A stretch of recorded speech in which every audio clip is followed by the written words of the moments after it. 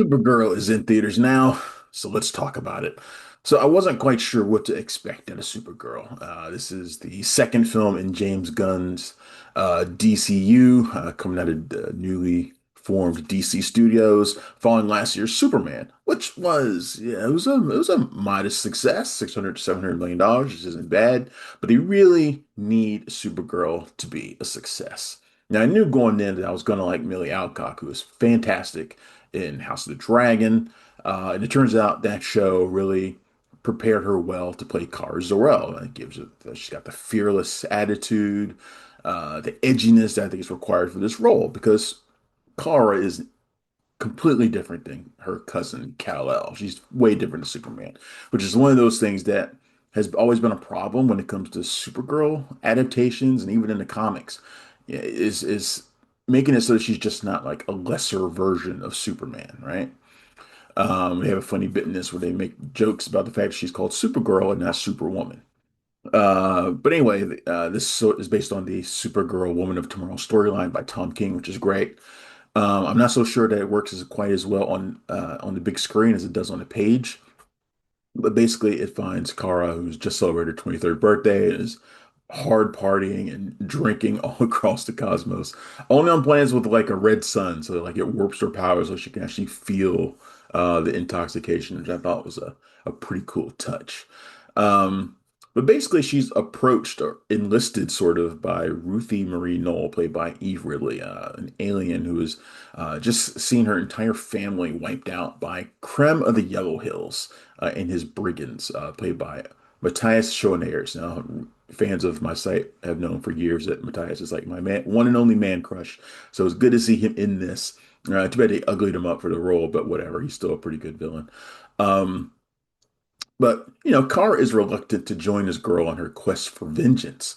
But she basically John Wicked into it when Krem attacks Crypto, her loyal best friend in the world. And in order to save Crypto, she's got to go and find Krem for herself. So she and Ruthie Marino kind of go off on this mission to find Krem and get revenge. Um, it's a pretty straightforward story. The movie's only about 108 minutes, which I think I'm thankful for. It doesn't need to be some sort of an epic. But at the same time, it also feels like there's a lot missing. Like I think Ruthie isn't really distinguished very well. There's not a lot of characters to kind of grasp onto. Krem is a pretty good villain, but mainly the focus is on Kara, who, she's almost got like a PTSD condition, following what she's been through. She's one of the things that the movie does really well is establishing why she and Clark are so different. Now, Clark Kent, Kal-El, he was zipped off of Krypton before it exploded as a baby, so he never had a chance to experience the culture or know his parents and things like that. Kara, on the other hand, lived for like years afterwards.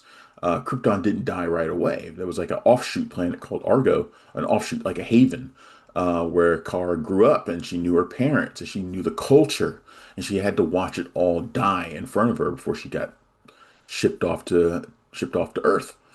So she feels very differently. She's way more cynical than Clark. She doesn't have the hopefulness that he has, and she kind of has to find it.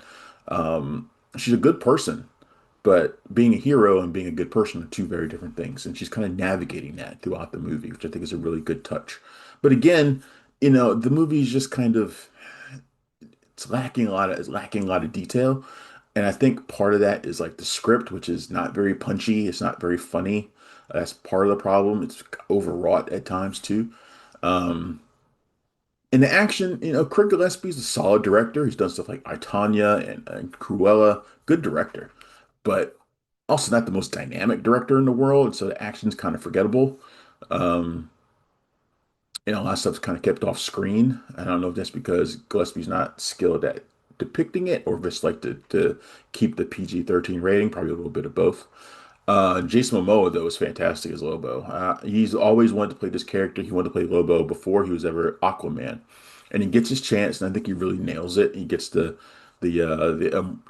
immortal bounty hunter's attitude, his boastfulness, his boisterous personality. He's got the cigar chomping down. He calls people bastish. He does all the things. I want to see more Lobo, and I think he's going to be in the sequel, the Superman sequel, Man of Tomorrow, which comes out next year. I think he's going to show up in there. And I'm hoping that we get to see Supergirl in there too. I think Millie Alcock's portrayal of her is really great. It deserves more time, and maybe a different story for her. But Alcock's great. She's going to fit into this world perfectly, and she deserves to be part of the larger DCU mythos that's being built. So I'm hoping we get more of that. The movie's not tracking to do great. I'm hoping that over the long haul, people will go and check it out. And I don't think it costs quite as much as a lot of superhero movies do. So maybe that'll be a good thing. But yeah, let's see more Supergirl. You know, it's off to a solid start. I just I went into it wanting to love it, and I ended up just liking it. So I want a chance to love this character even more next time. All right, thanks everybody for tuning into my Supergirl review. Of course, you can find me at punchdrunkcritics.com every day. Go to the YouTube channel and subscribe. I greatly appreciate that. And of course, there's the Cinema Royale podcast where you'll also find this review. And if you're in the DC area, you can find me on Channel 7 every Friday at 12:45. All right, guys, thanks a lot for your time. See you next time.